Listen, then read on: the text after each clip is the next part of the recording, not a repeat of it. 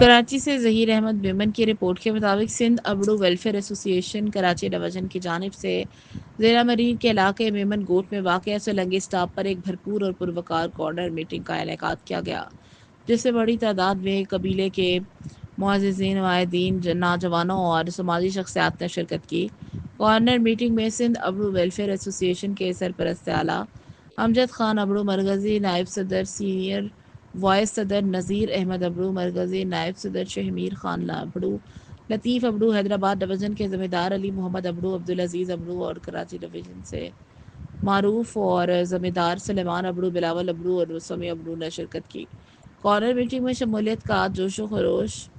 تقریب میں مقامی سطح پر قبیلے کے معزز افراد وڈیرہ ولی محمد ابڑو، سہراب علی ابڑو، اسلم ابڑو، ہیرو ابڑو اور صدام ابڑو نے اپنے درجنوں ساتھیوں کے ہمراہ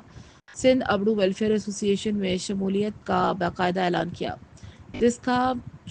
پر شرکاء نے والہانہ انداز میں استقبال کیا۔